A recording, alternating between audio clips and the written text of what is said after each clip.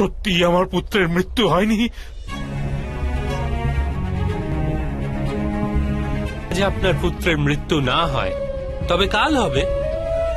বিশ্বে কেই বা অমরত্ব প্রাপ্ত হয় গুরুদ্রোণ, কিন্তু বাস্তবে প্রশ্ন এটি যে আপনার জীবনের সুখ দুঃখ, আশা নিরাশা, জ্ঞান অজ্ঞান সমস্ত কিছুই কি কেবল আপনার পুত্রের সাথে আবদ্ধ? আপনার জীবনের কি অন্য কোনো মূল্য নেই? আপনার জীবনের সমস্ত শক্তি, সমস্ত জ্ঞান কেবল আপনার পুত্রের জন্য? অবশ্যই আমার কারণে সে এই সংসারে এসেছে। সে আমাকে সুখ, সম্মান, ভালোবাসা দিয়েছে। আমার জীবনে তার চেয়ে বেশি গুরুত্বপূর্ণ কেউ নেই। এক পিতা কি তার পুত্রকে অধিক স্নেহ দিতে পারে না? তাহলে বিচার করুন গুরুদ্রোণ, যে পুত্রের প্রতি আপনার এত অধিক ভালোবাসা, তাকে বাস্তবে আপনি কি দিয়েছেন? সম্পত্তি দিয়েছি, সুখ দিয়েছি, রাজ্য দিয়েছি। সংস্কার দিয়েছেন, বিদ্যা দিয়েছেন, ধর্মের জ্ঞান দিয়েছেন গুরুদেব। তাকে কি কিছু এরূপ দিতে পেরেছেন যাতে তার আপনার সুরক্ষার আবশ্যকতাই না হয়?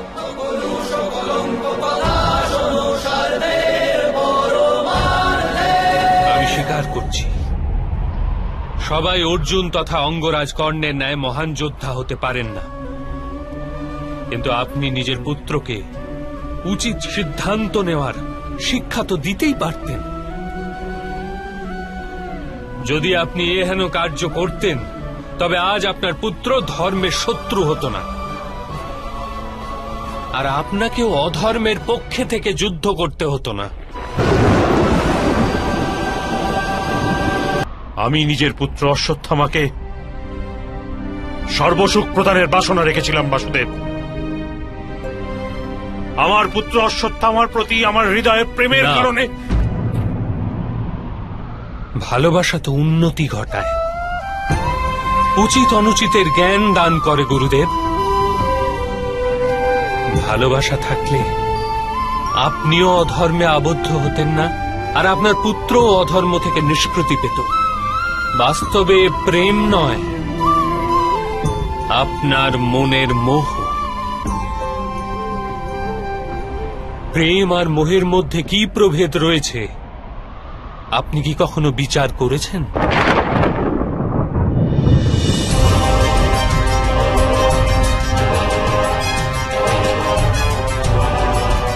ভালোবাসা থেকেই তো মোহের জন্ম বাসুদেব।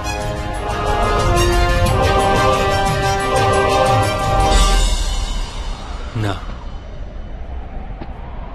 বাস্তবে যেখানে প্রেম থাকে সেখানে মোহ তো থাকেই না। প্রেমের জন্ম করুণা থেকে হয়, আর মোহের জন্ম অহংকার থেকে।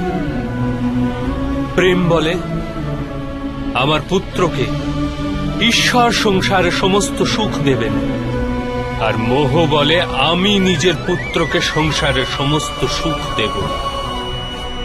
প্রেম বলে নিজের পুত্রের জন্য আমার গর্ব হোক, আর মোহ বলে আমার পুত্রের আমাকে নিয়ে গর্ব হোক।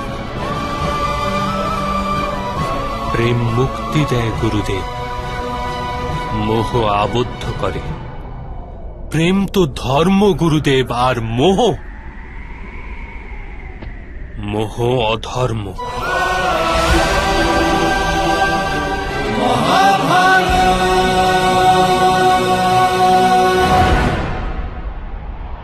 আপনি নিজের পুত্রকে আটার ঘোল পান করতে দেখে নিজের সাধনা ভঙ্গ করেছিলেন।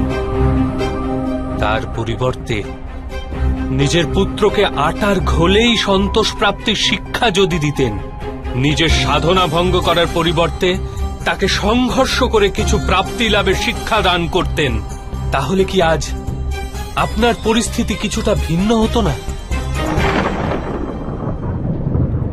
নিজের পুত্রের ভবিষ্যৎ উজ্জ্বল করার প্রয়াসে আপনি তার চরিত্রকে উজ্জ্বল করতে ভুলেই গেছেন। আপনার মোহের কারণে ওর জীবনে ধর্ম নষ্ট হয়ে গেছে। লোভ, ভয় আর লালসার প্রশিক্ষণ দিয়েছেন আপনি তাকে। আর স্বয়ং সেই মোহের কারণেই বাস্তবে আপনি গুরু তো কখনো হতেই পারেননি, কেবল এক শিক্ষক হয়ে রয়ে গেছেন।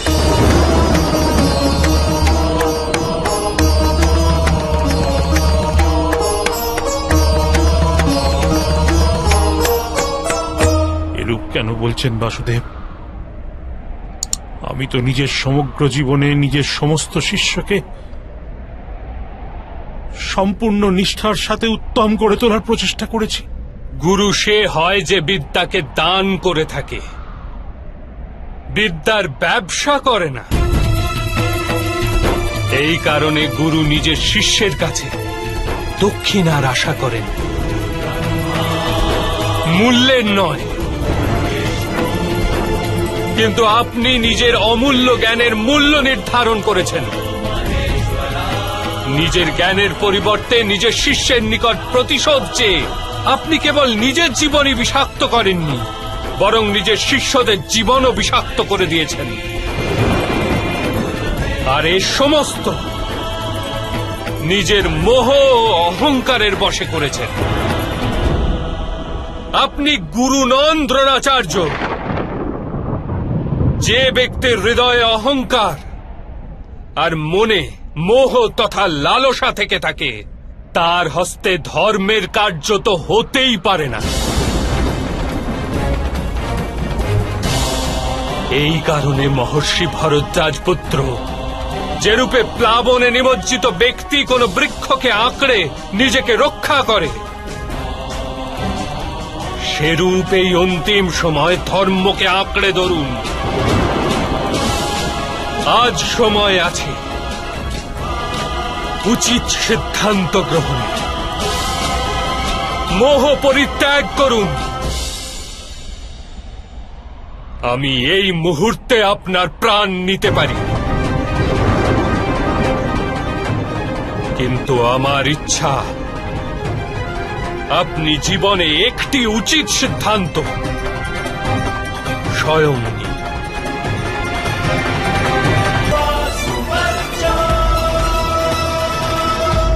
আমি স্বীকার করতে প্রস্তুত।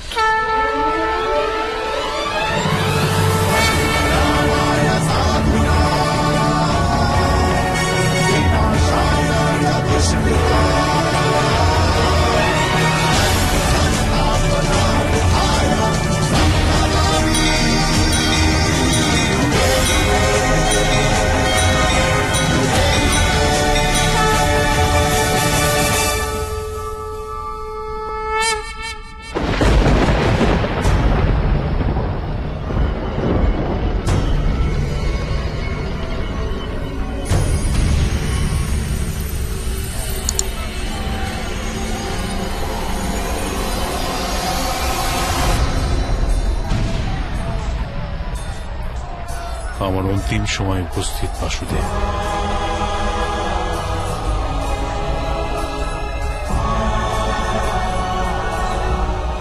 আমি আপনাকে অন্তিম প্রণাম করে নিজের প্রাণ ত্যাগ করছি।